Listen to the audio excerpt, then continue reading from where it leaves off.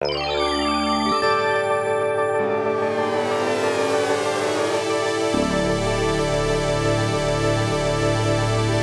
and welcome to Art Salon. I'm Elle Schorr. There are some people here, I think, for the first time, so I will just say a little bit. I've been running the art salons here since March of 2012, so it's 3.5 years now. It's been absolutely thrilling. And as many of you know, I curated a show of the Artists of Art Salon that was here in October at the Armory, and we had 57 artists in 2 spaces, here and in Lake Worth, and it was thrilling to do it. And then Jane Hart announced that she was doing a show with what turned out to be 170 artists in 9 spaces, and some of them are the same artists. A few of them, there's overlaps between them, and of course many that are different in the two shows. Gerri and I go down to Miami every year for Art Week Miami. And this year I wanted to use at least some of that time to see some of the venues that Jane had put together for her show. I was very curious to see people that I knew and people that I didn't know, and how she did this in 9 different places. And then Gerri and I were talking about how we wanted to use our time this time. And we both decided that we had been going to the art fairs year after year, and there's a lot of wonderful things in all of them. But what we weren't seeing were local artists and spaces where local artists show their work. And I'm also an artist, and I'm interested in showing my work, and I wanted to have more of a feeling of who's showing South Florida artists and where are they showing them. And there's a whole lot of opportunities that are not in the big fairs. And I decided this year that we would go and explore a little bit further. So I'm going to tell you about some of the things that we found during the 5 days that we were there. I'm going to start in the design district because I came down on Tuesday night. Tuesday night was the opening at 3900 North Miami Avenue, and I wanted to be there for that, but also Unrealism was opening the same night about 2 blocks away. So I walked over, and it was, people very dressed up. It was opening night. And then this started to happen. I was out on the street. There were police cars all around. There were barricades on the road. Something was happening. And then all of a sudden, there was a bunch of guys on motorcycles, young black men, on motorcycles and on souped-up bikes, doing wheelies, and there was noise, and there was all kinds of commotion. And then this happened, and there was the marching band, and then there was a sign. I didn't know what was going on, and then I saw the sign. I go, oh, Black Lives Matter, yes. I can relate to that. Now I understand, I thought, but I didn't. And then there was another sign that said, King of Arms. And I thought, I have no idea what that means. And I have no reason to believe it has anything to do with Black Lives Matter, but here it is. So there were these guys doing these very strange dances that were not like anything I personally had ever seen before. And then there were these muscle cars that came through, and they went into Dash, the Design and Architecture High School on 40th Street. And it was clear that, something important had happened, but I didn't know what. I didn't find out until a few days later when Sandra posted a note on Facebook about Rashid Newsom, who was an artist, a young black gay artist from New Orleans. And he had been commissioned by Larry Gagosian and Jeffrey Deitch to produce this parade outside of the Unrealism show on opening night. And what he did was he brought together groups of young black kids from Miami who would never have had anything to do with each other. Motorcycle gangs and young gay guys doing this Vogue dancing, which is a really strange kind of dance if you haven't seen it before. And then I went to see Sandra's show, and I didn't need to tell you about that because she's done that. The next day I went back to the Unrealism show, and I wish that it was a show that had been there for much, much longer so more people would get to see it. It was absolutely wonderful. It was like going into a major museum with a really finely curated show of contemporary figurative painting and sculpture. And there were 4 floors of paintings by every really famous top artist doing painting, and less sculpture but fascinating stuff. This is amazing. This was such an attention-getting thing. This is by Urs Fischer, the Swiss artist. And it turns out, I did some research afterwards, he's been doing these for a while now. They're made completely out of wax, and they are burning, and they self-destruct over time. The famous restaurateur And in New York City. And he was there at the famous restaurant. I lit the head. Oh. He was there, he lit the head, and it burned down.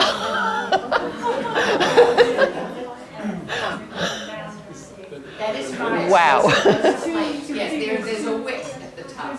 That is fire. Those are flames. Yes, there's a wick at the top. Two wicks like a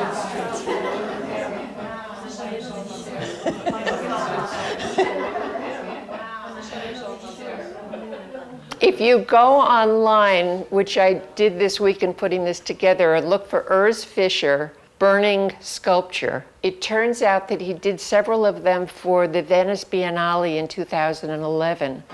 And the Venice Biennale goes on for 6 or 7 months. And it was burning until the sculptures completely disintegrated. Limbs were falling off, and it ended in just wax puddles on the ground. This was a sculpture by Tony Matelli, and it was absolutely the most attention-getting thing that I saw in the whole 5 days that I was there. Everybody wanted their photograph taken with this sculpture. I realized we had been up in New York a few months ago and had seen the Greater New York show at PS1, and he had another sculpture there that was just as attention-getting. It was equally realistic, but it was a naked man, life-size, on his head, feet up. You can imagine the attention that got. This is by David Sally. It's called Waste King, because it says Waste King on the drain. This is by Neo Rausch. And I could have spent the rest of the night showing you photographs of just this show. It was really amazing. The next day, we went to the Young Arts Foundation. This is the second year that Gerri and I have gone there.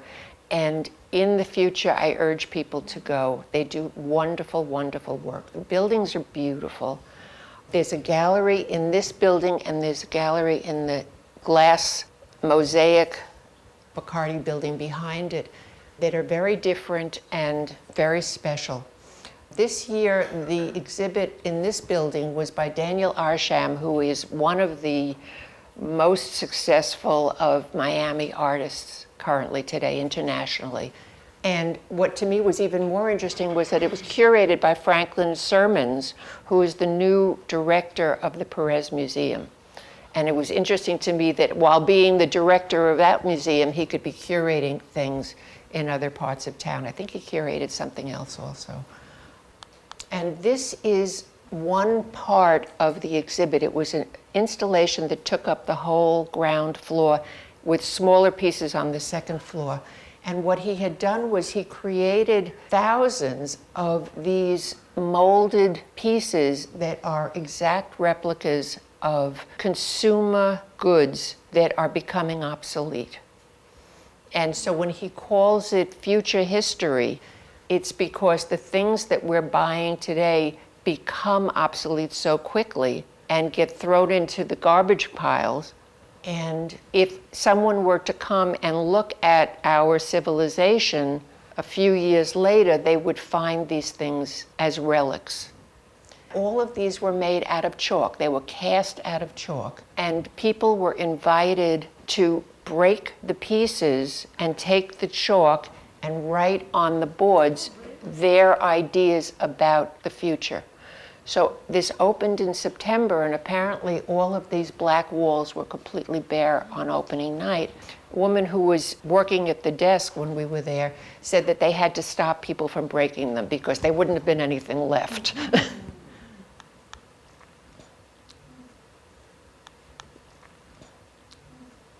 Just fascinating. This is the other building. What I learned is that the foundation, the Young Arts Foundation, gives awards to performing artists, literary artists, and visual artists in high school and in college. And they're the only organization that can nominate people for presidential scholarships or awards, I'm not sure the exact title, Young People's Professional Awards that the president gives out every year. And Daniel Arsham is an alumni of this program.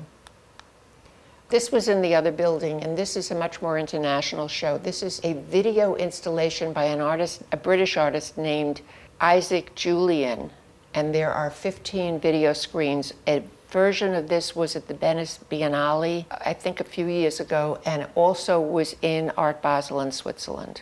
So this is traveling around, and this part of the show was sponsored by Rolls-Royce, and we happened to get there when they were serving breakfast. It was really nice. And then we went to Art Miami and Context. Now, this is the only show that we went to, the only big show.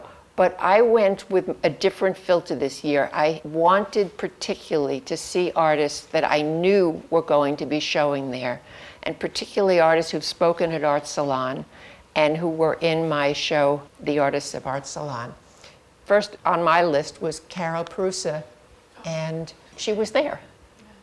That was just serendipity. She had been speaking to a group of students, and this is her work in a gallery that represents her from Tokyo. So I thought it was very interesting that a South Florida artist is represented by a Tokyo gallery that is back in Miami to show her work at Art Miami. I thought that was very cool. She had two pieces like this in that other show that we had at the Annex. And this is Alex Tremino, who now is represented by Diana Lowenstein Gallery from Miami. She's a Miami artist, originally I think from Argentina. And she does these wonderful installations with neon and fiber and found objects. There was one of them in the space that Sandra is managing in Miami also. Very similar pieces, actually. And this is a close-up of it. Alex wasn't in my show. She wasn't able to participate, but she had done an art salon in my first year. And then I found this small booth, and it's a program that I hadn't been aware of before. The Miami International Airport contracts with South Florida artists, commissions them to do videos of artwork having to do with Miami airport workers. So it's about the personal lives and or the professional lives of people who are working at the airport as expressed by 4 different artists. And I'll tell you about each one of them separately. This was the other side of the booth. The 4 artists are, this is Carrie Phillips, who gave a talk here in September. And this is Christina Peterson, who does absolutely beautiful drawings, very large-scale graphite drawings of mythological fantasy scenes. And here she's doing a portrait of a worker, and as you can see, she had framed it in a Victorian frame. This piece here is by Carrie Phillips, and it's a video that she made at the airport of people and places at the airport. And she cut out this screen so that it's projected onto the screen and it looks like a woman waving. I thought it was really cool. And the work on the other side is by Kristen Thiel, I think I'm not sure if I'm pronouncing her name right. Kristen Thiel is the daughter of Robert Thiel, and they have their studios at Bridge Red Studios in North Miami, and I'll be showing you that area later. And she did the portrait, she's a painter.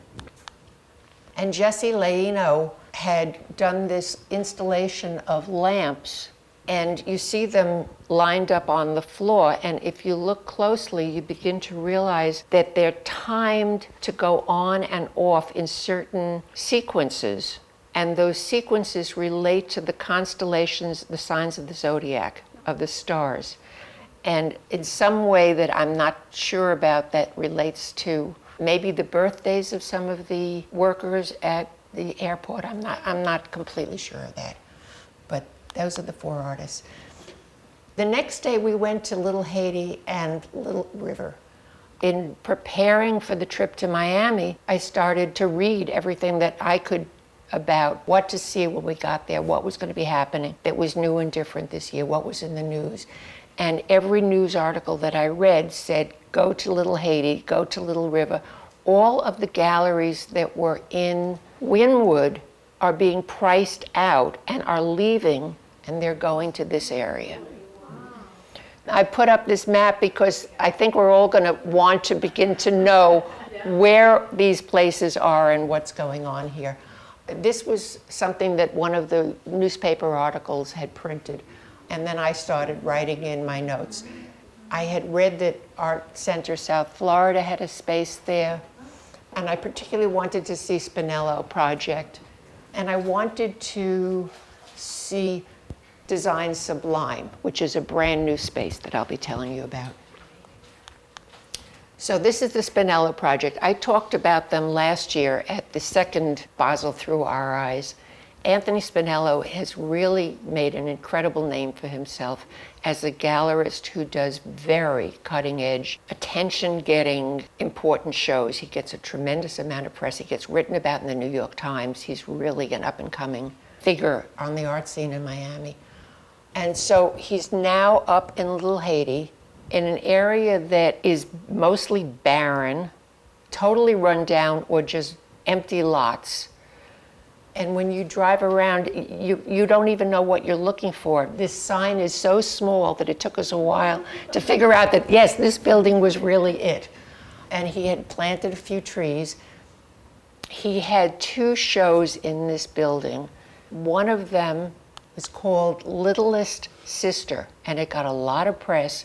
He invited 10 female artists. Actually, one article said that they were woman-identified artists. And he gave each of them an equal space to do an installation of their choosing. So this is the entrance to Littlest Sister. And this is Cara Despoin.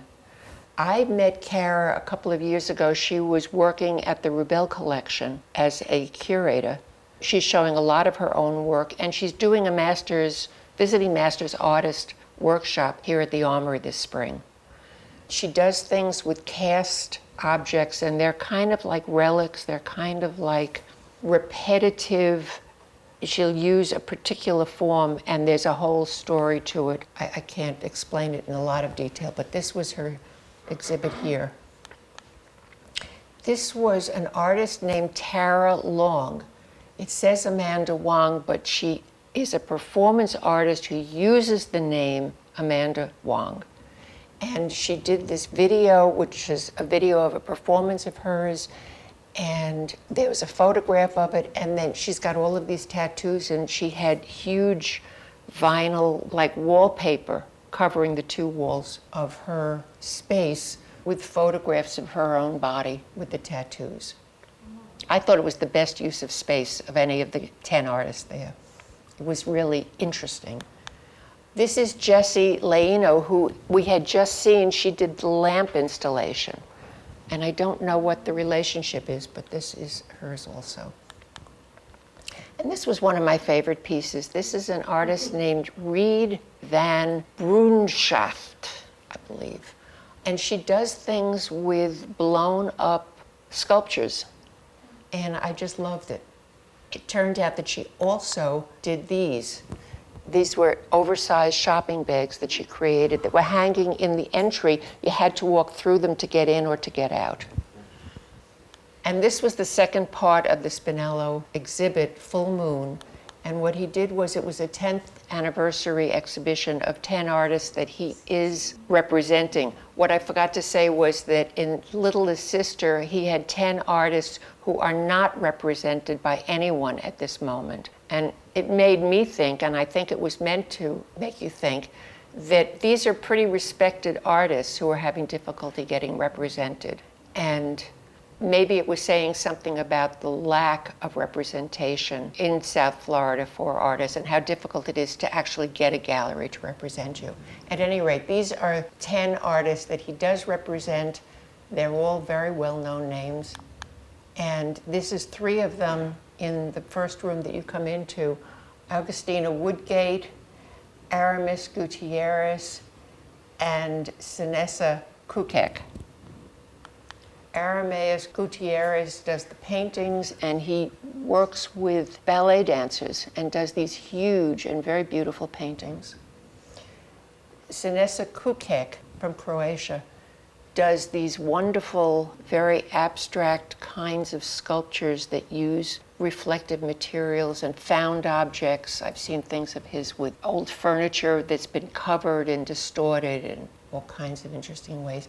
And Augustina Woodgate has been doing things that are sculptural or performance or there are a variety of different things, but she's very interested in the exchange between people, in the exchange between the artist and the viewer. So these globes were all scattered through the various rooms, and this was the sales receipt for the purchase of the globes that she painted white, and it talks in the contract about her agreement that she was going to paint over all of the globes and obliterate the geography that's normally seen. And this is another room with the globes. And you can kick them, you can roll them around. They're there to be touched. This was another artist with this huge disc hanging. I'm not sure whose it is. And this is another part of that show. There's a list of names, and on the website there's the same list of names. I found it very frustrating. I want to know more about artists. I like to see an artist statement. And that information just wasn't available on the website or in the gallery. So you were left to take the list of names, find the websites, do your own research, but I didn't get to who that was. The next stop that we made was the Art Center, South Florida, which now has a space in Little Haiti. And the story is, as I understand it, they sold one of their buildings on Lincoln Road for $88 million. And they're thinking about what they're going to do with that money and where they're going to go next. They still have one of the spaces, but one space has been sold. They have this enormous pot of money. And they're trying out the Little Haiti neighborhood. So this is their kind of trial run. They rented a building, I believe. They also own the space across from the Haiti Cultural Center. Do they? The warehouses that are, there's some trees from them. Ah, of course, from the Haitian Cultural Center. Okay. So they've had that since the decades, right? Oh, so it has nothing to do with the $88 million. Okay. At any rate, Art Center South Florida is really known for the artists that are in residence there, that have studios there, and all of the shows that they do of their artists who are in residence. But they also increasingly have been bringing in other artists from other parts of the country and other parts of the world to create more of a dialogue. And for this particular show, they brought in an Israeli artist, and it was a one-person show. And this is the doorway, again, a nondescript building in a desolate neighborhood. Each of these places that we went to, we were virtually alone. I hope that they had a lot of people going to see it, but they weren't there when we were there. And this was the installation. It's completely made out of foam. Everything you see, even the floor and the walls, are made out of foam. The artist came to make the installation and carved everything on site. And it looks like someplace either in New England or out west. You know, we don't know anything when we walk in the door. We never heard of this artist, didn't know that she was Israeli, discovered she was Israeli. And it's a hunting shack, and it's got the animals that have been killed, the animals that have been stuffed, the bear rug, and this domestic scene. There's food, there's a fireplace. It's kind of cozy. The guns are on the wall. And what she does is she creates these installations that have to do with both domesticity and violence, and man and animals and devastation and guns, and it's all combined in these very ambiguous scenes that she creates. I look forward to seeing more of her work. And then we went to the Diet Gallery. I keep hearing about the Diet Gallery, but it's a gallery in Wynwood. It's no longer in Wynwood. It was one of the more important galleries there. And it's now up in this empty area, very plain building. You don't really know that you're in the right place. And this is the owner. Her name is Nina, I think, Goldstein-Milewski. And what I've learned since is that she's also the publisher of the Miami Rail. This is her gallery. She had a space in Wynwood that she was priced out of. Property was available here. She was able to buy 4 buildings in a complex, and she's going to be able to do a great deal more with them. She's got all kinds of ambitious plans. This was a one-person show, an artist named Anna Maven, who is from Maine, and she does plein air painting on her porch at night of the moon. And out and back there was sort of furniture, sort of sculptures, really odd pieces. These 2 chairs are by Jim Drain, who's an important artist in Miami. They look like lawn furniture, except that each of them is hooked up to a hose. And if you sit in the chair and turn the hose on, you get cooled off. And they were selling for $5,000 each, we asked. There was also a sauna that you could come and make an arrangement to use, but it was transparent. And there was a hammock that was made out of metal that looked about as uncomfortable as anything could possibly look, but it was a full-size hammock. Okay, that was Diet Gallery. And then we went to Gucci Vuitton. I began to hear about Gucci Vuitton only recently because they had a show at the new ICA in the Design District. And I had such an odd name and I had never heard of them before. 3 people who I believe live in this area. And this was a neighborhood where everything had iron bars on it. And they did too. This was their Christmas show. And we were the only people there. This young man was one of the artists in the show and was very happy to have someone to talk to. Spent a lot of time with us. He was absolutely delightful. The Christmas tree was cut out of a wall that was existing at the front of the gallery, and the artist cut it out to make it into the Christmas tree and painted it green. And this was his cozy setting inside. I don't know who did it, but they're clearly thrift shop, 50s chairs and a table.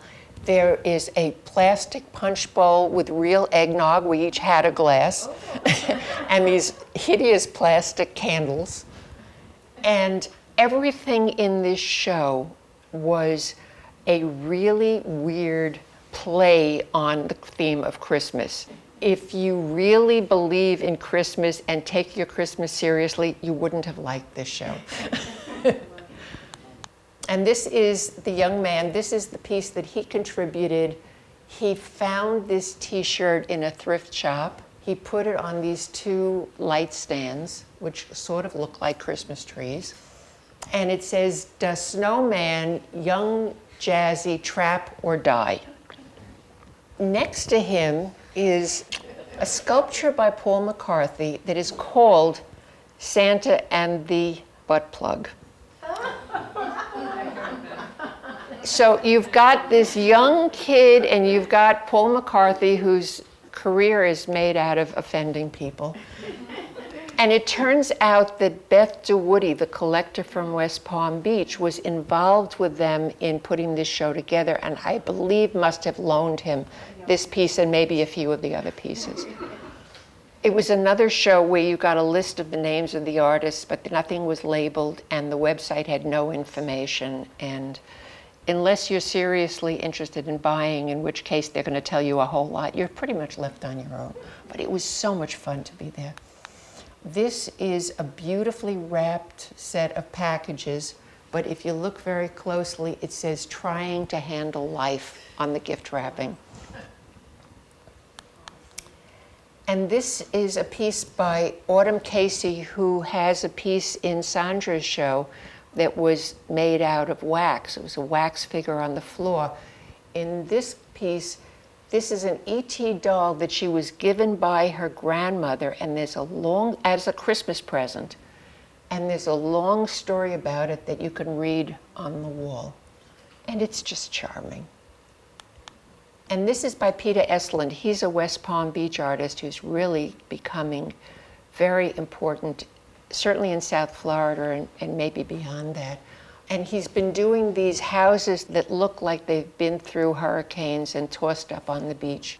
And he's got a piece here, and again, he has a piece in Sandra's show. And I believe, I'm not sure, Hugo Montana is an artist who is in this show, and I think also in your show. And I think he may have done this. I only say that because the piece that's in Sandra's show has a banana tree, and this has a banana. I don't know. I'm making a guess. And then we went on to Design Sublime, which is another of the venues for Jane Hart's 100 Plus in the Shade. And we had finally gotten used to the idea that Little Haiti and Little River were run down and desolate areas and old buildings and reclaimed space. This was a brand new building. And we took this from the parking lot. This is the owners of this new, it's a brand new gallery in a new building that's partly office space and partly gallery space. And this is one view of the work. The work over on the right is by Francie Bishop Good, who owns the Girls Club. And this is another wall. This piece here is by Bonnie Goldstein, who had two pieces in my show at the Annex. And I don't know the other artists, but it was a lovely place and a lovely show and lovely people who are now running it. There's another opening there this coming Friday night. And then the next morning we went to Bridge Red Studios, which I had been to once before. It's right near North Miami Mocha. It's off 125th Street. And it's an artist studio that is run by Robert Thule and his daughter Kristen Thule and her husband Francesco Casali, who's a photographer and a designer. And they rent out space, and they've got exhibition space as well. And we met Robert Thiel. We were introduced by someone who is a friend of theirs and who knows us. He gave us a marvelous tour. He is in his 70s or about 70. He taught at Miami-Dade College for many, many, many years.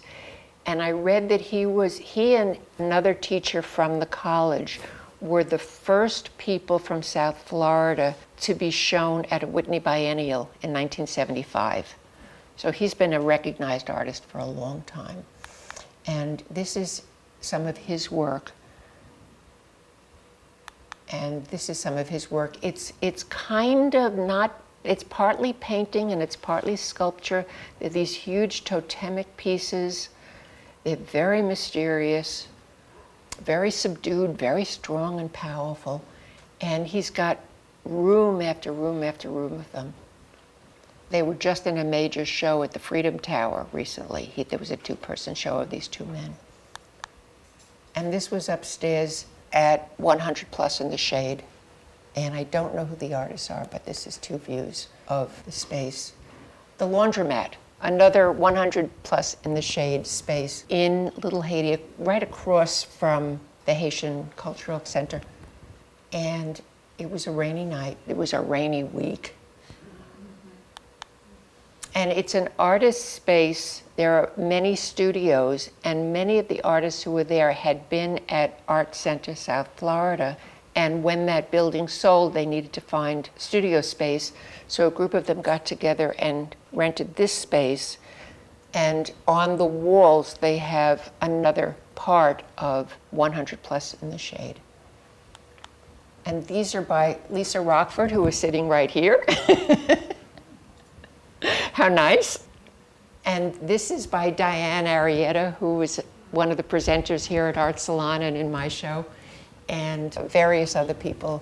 it was a lovely evening. We got to meet with some of the artists in their studios, and it was nice. And that was our explorations of South Florida artists and spaces. On the last day, we decided that we were going instead to the Margulies collection.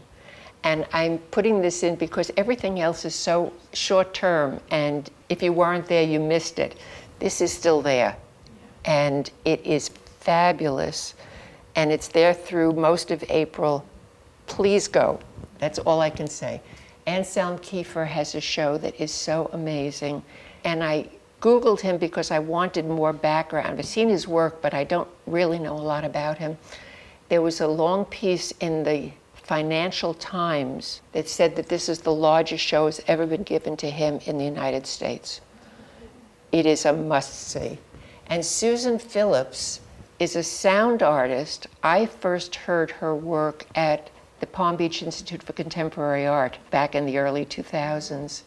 And I've seen her name come up over and over again. And the two of them had major installations next to each other, and they complemented each other beautifully. This is one of the rooms of Anselm Kiefer's work.